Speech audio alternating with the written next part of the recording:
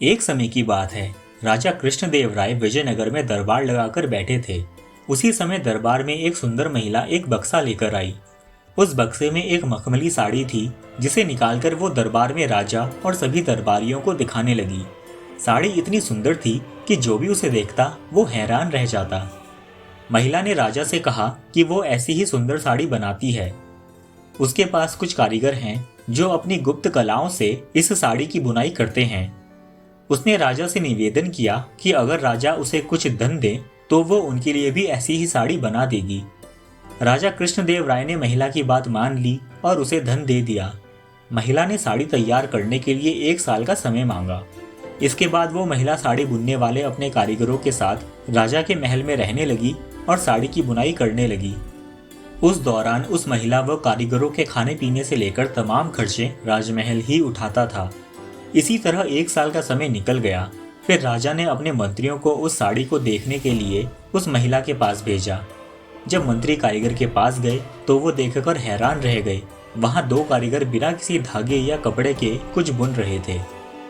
महिला ने बताया कि उसके कारीगर राजा के लिए साड़ी बुन रहे हैं, लेकिन मंत्रियों ने बताया कि उन्हें कोई साड़ी नहीं दिखाई दे रही है।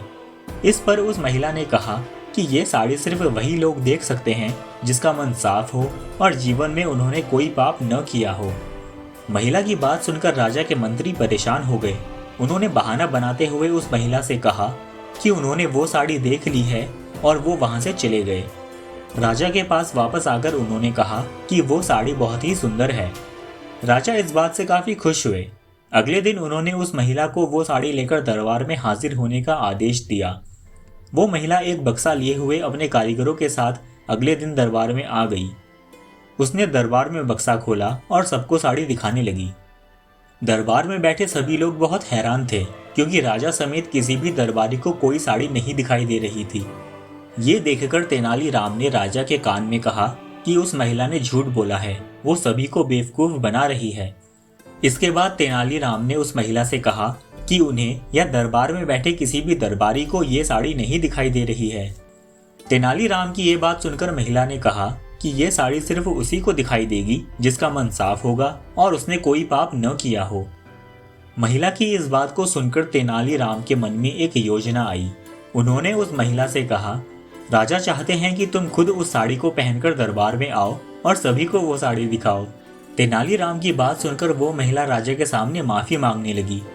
उसने राजा को सब सच सच बता दिया कि उसने कोई साड़ी नहीं बनाई है, वो सबको मूर्ख बना रही थी।